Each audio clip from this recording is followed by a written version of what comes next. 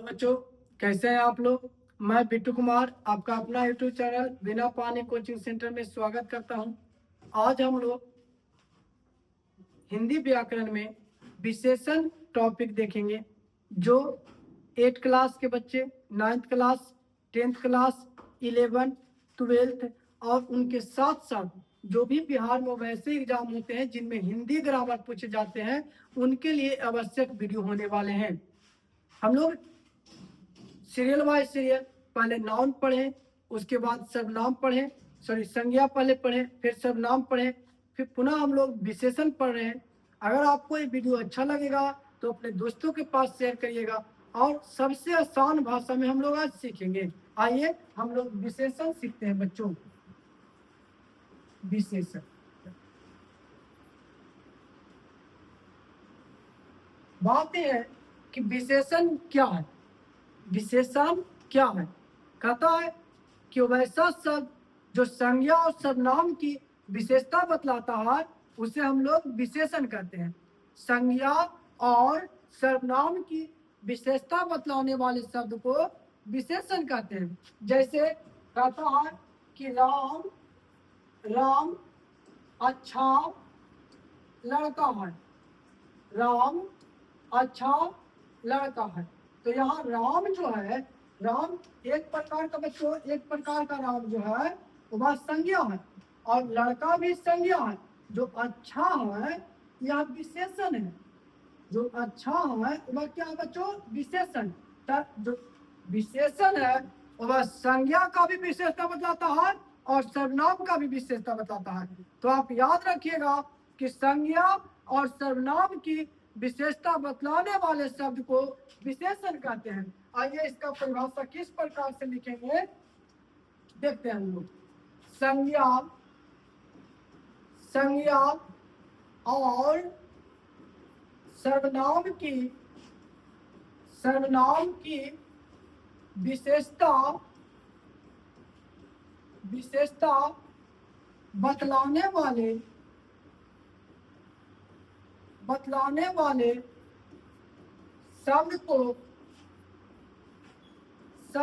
वाले शब्द को विशेषण कहते हैं। विशेषण कहते हैं। जैसे अच्छा, बुरा, लाल, लंबा, चौकोर इत्यादि। एक बार पुनः सुनिएगा कि संज्ञा और सर्वनाम की विशेषता बतलाने वाले शब्द को विशेषण कहते हैं। संज्ञा और सर्वनाम की विशेषता बतलाने वाले शब्द को क्या कहते हैं? विशेषण कहते हैं। प्यारे बच्चों, एक प्रश्न पूछा जाता है ऑब्जेक्टिव में कि संज्ञा और सर्वनाम की विशेषता बतलाने वाले शब्द को क्या कहते हैं, तो क्या बोलेंगे?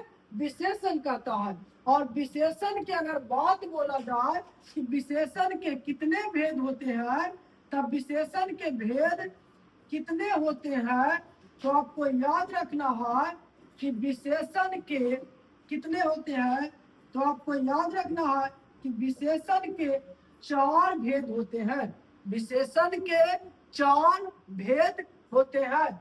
पहला बोलेगा जीएस-पीएस, आप इसके लिए याद रखिएगा। विशेषण के 4 भेद होते हैं। चारों भेद को याद करने के लिए आप जीएस-पीएस याद रख सकते हैं। जी से क्या हो जाएगा?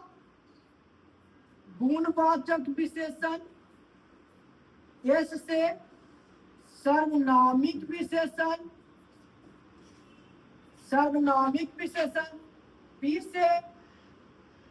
पी से हमारा परिणामवाचक।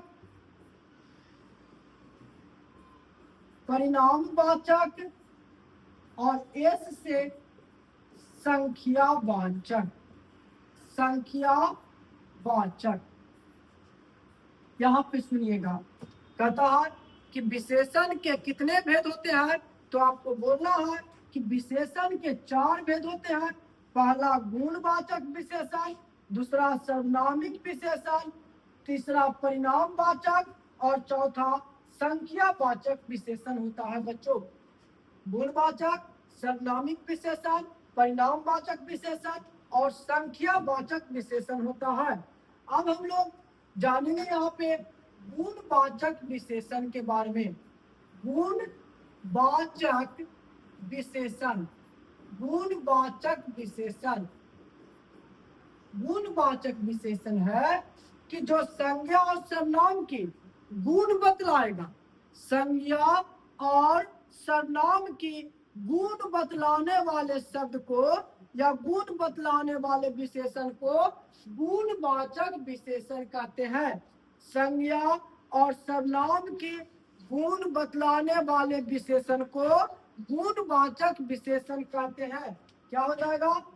संज्ञा और सर्वनाम की गुण बतलाने वाले शब्द को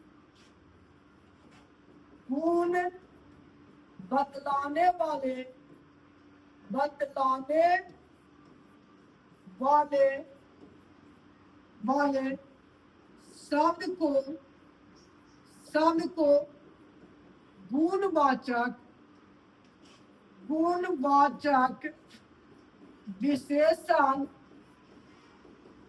विशेषण कहते हैं।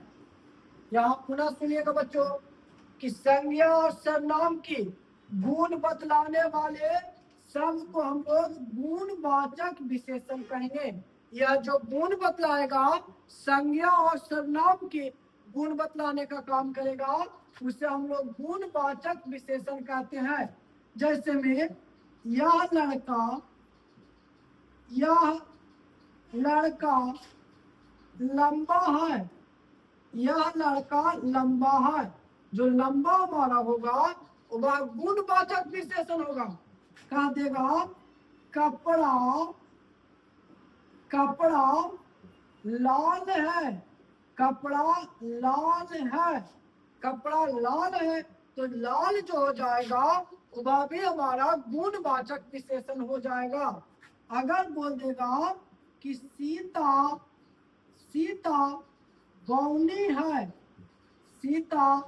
बौनी है, तो जो बौनी हो जाएगा वह गुणवाचक विशेषण हो जाएगा।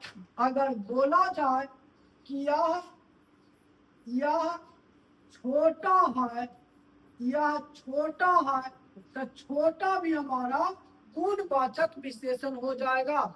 तो याद रखिएगा, अगर आप प्रश्न पूछिए कि कैसा है और जो उसका उत्तर दे देगा वह गुणवाचक विशेषण होगा। अगर आपसे प्रश्न पूछा जाए कि कैसा है और आप उसका उत्तर दे रहे हैं तो समझिएगा वह गुणवाचक विशेषण होगा। जैसे कपड़ा कैसा है तो आप बोलेगा सर कपड़ा लाल है, तो लाल जो हो गया वह गुणवाचक विशेषण। लड़का कैसा है तो लड़का लंबा है, तो यह भी हमारा गुणवाचक। कहेगा यह कैसा है तो यह छोटा है, यह भी हमारा गुणवाचक विशेषण होगा। यह जो होगा कौन वाचक? गुणवाचक हो जाएगा। चौकोर, त्रिभुजाकार, ये सभी का सभी गुण बतलाने का काम करेगा और जो गुण बतलाएगा वह हमारा गुणवाचक विशेषण होगा। अगला हम लोग देखेंगे संख्यावाचक विशेषण। संख्यावाचक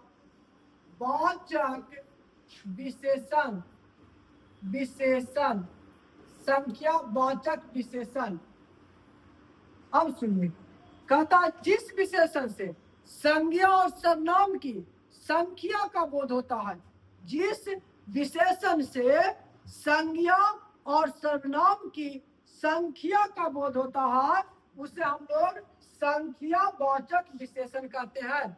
जिस विशेषण से संज्ञा और सर्वनाम की संख्या का बोध होता है उसे हम लोग संख्यावाचक विशेषण कहते हैं। क्या बोलेंगे? जिस विशेषण से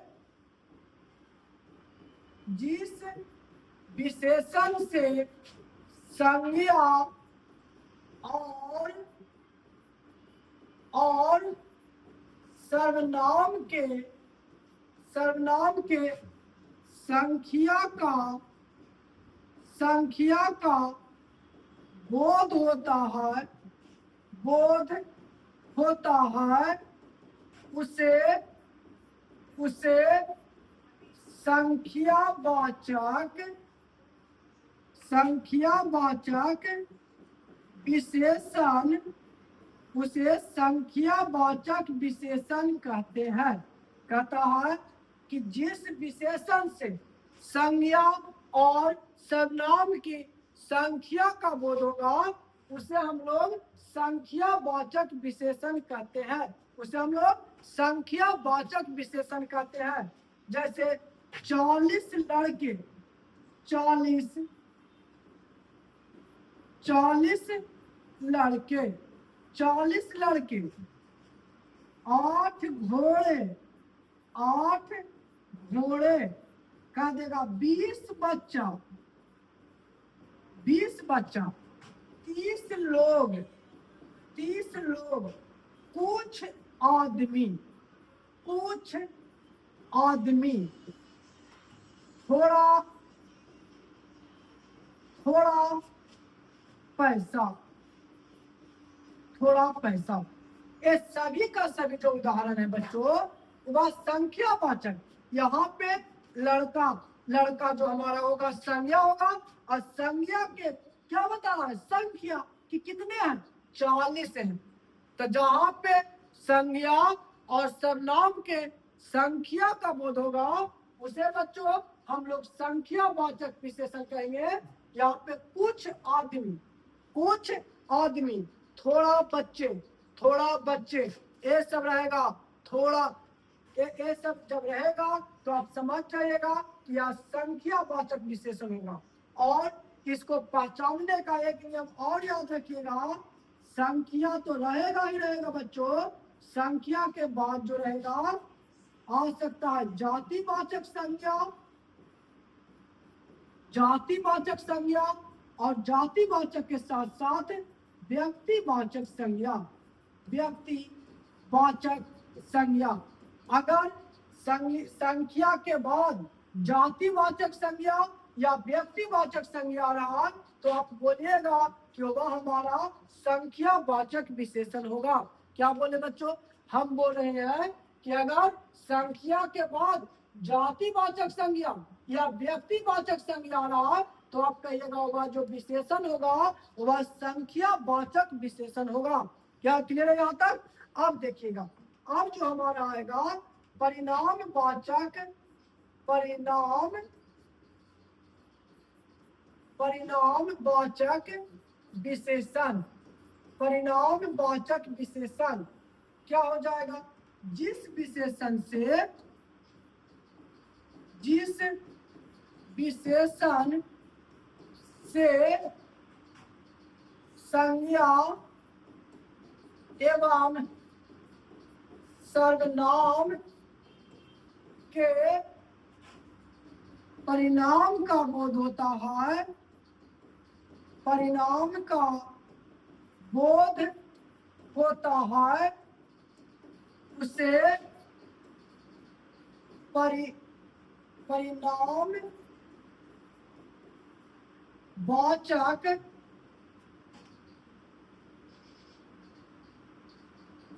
विशेषण कहते हैं। बच्चों, जिस विशेषण से संज्ञा और सर्वनाम के परिणाम का बोध होगा उसे हम लोग परिणामवाचक विशेषण कहते हैं। जिस विशेषण से संज्ञा और सर्वनाम के परिणाम का बोध होगा उसे हम लोग परिणामवाचक विशेषण कहते हैं। आप इसे याद रखिएगा, संख्या प्लस द्रव्यवाचक संज्ञा। अगर संख्या प्लस द्रव्यवाचक संज्ञा है बच्चों तो आप याद रखिएगा वह परिणामवाचक विशेषण होगा। जैसे 4 लीटर दूध, 4 लीटर दूध, थोड़ा सा घी, थोड़ा सा घी, कुछ दाल, कुछ दाल, सावधान वाष्पशरी, सावधान 22 पसेरी, पसेरी कहेगा 4 मील कपड़ा, 4 मील कपड़ा। अगर बच्चों अगर आपको इस तरह से परिणाम का बोध होगा, आप सबसे बेहतर याद रखिए कि संख्या के बाद अगर द्रव्यवाचक संज्ञा है, संख्या के बाद अगर द्रव्यवाचक संज्ञा है बच्चों, तो वह हमारा परिणाम वाचक विशेषण होगा। संख्या प्लस द्रव्यवाचक संज्ञा वह हमारा परिणाम वाचक विशेषण होगा। आप याद रखिएगा 4 लीटर दूध, दूध को मापा या तौला जाएगा, दूध को मापा या तौला जाएगा, इसलिए यह हमारा परिणाम वाचक। थोड़ा सा घी, थोड़ा सा घी यह भी हमारा परिणाम वाचक। कुछ दाल यह भी परिणाम वाचक। 4 मील कपड़ा यह भी परिणाम वाचक। सावधान 22 पसेरी यह भी परिणाम वाचक हो गए। याद रखना है कि अगर जिससे संज्ञा और सर्वनाम के परिणाम का बोध होगा उसे हम लोग परिणाम वाचक विशेषण कहेंगे। क्लियर है बच्चों? अब जो लास्ट है वह है सर्वनामिक विशेषण। सर्वनामिक विशेषण सुनिएगा, कहता है कि पुरुषवाचक सर्वनाम के अलावा, पुरुषवाचक सर्वनाम के अलावा संज्ञा के पहले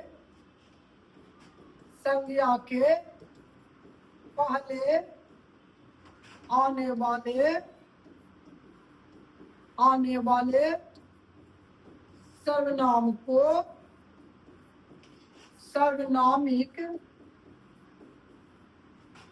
सर्वनामिक विशेषण कहते हैं। याद रखना बच्चों, पुरुषवाचक सर्वनाम के अलावा, पुरुषवाचक सर्वनाम के अलावा संज्ञा के पहले आने वाले सर्वनाम को सर्वनामिक विशेषण कहते हैं। कहता है कि पुरुषवाचक सर्वनाम के अलावा, पुरुषवाचक सर्वनाम के अलावा संज्ञा के पहले आने वाले सर्वनाम को सर्वनामिक विशेषण कहते हैं। पुरुषवाचक सर्वनाम के अलावा संज्ञा के पहले जो भी हमारा सर्वनाम आएगा वह सभी का सभी सर्वनामिक विशेषण होगा। जैसे यह घोड़ा मेरा है, यह घोड़ा मेरा है, तो यहाँ पे यह जो होगा वह सर्वनामिक विशेषण है। यह जो है वह सर्वनामिक विशेषण है। वह घर बड़ा है, वह घर बड़ा है, यहाँ पे जो वह है वह सर्वनामिक विशेषण का उदाहरण होगा। वह जो है वह सर्वनामिक विशेषण का उदाहरण होगा बच्चों। तो याद रखिएगा, पुरुषवाचक सर्वनाम के अलावा अगर कोई भी सर्वनाम संज्ञा के पहले आएगा तो वह सर्वनामिक विशेषण होगा। वह कौन सा विशेषण होगा? सर्वनामिक विशेषण होगा। क्लियर है? आगे एक और आता है प्राविशेषण। प्राविशेषण, प्राविशेषण के बारे में सुनिएगा। विशेषण की विशेषता, विशेषण की विशेषता, विशेषण की विशेषता बतलाने वाले शब्द को प्राविशेषण कहते हैं। प्राविशेषण कहते हैं। याद रखना बच्चों कि जो शब्द विशेषण का भी विशेषता बतलाएगा उसे हम लोग प्राविशेषण कहते हैं। प्राविशेषण विशेषण की भी विशेषता बतलाता है। विशेषण की भी विशेषता बतलाने वाले शब्द को हम लोग प्राविशेषण कहेंगे। जैसे में हो जाएगा यह लड़का बहुत तेज है, यह लड़का बहुत तेज है। तो यहाँ पे जो बहुत होगा, बहुत जो होगा वह प्राविशेषण होगा। बहुत होगा प्राविशेषण। सेब सिंदूरी लाल है, सेब सिंदूरी लाल है। तो यहाँ पे सिंदूरी हो गया, यह हमारा प्रविशेषण है। इसका कहने का अर्थ है कि सेब जो है वह सिंदूर के जैसा लाल है, सिंदूर के जैसा लाल है। अब जो सिंदूरी होगा वह प्रविशेषण होगा। तो आप लोग याद रखिएगा कि विशेषण का भी विशेषता बताने वाले शब्द को प्रविशेषण कहते हैं। अगर आपको विशेषण शब्द अच्छा लगा है तो आप अपने दोस्तों के पास शेयर जरूर करें। धन्यवाद।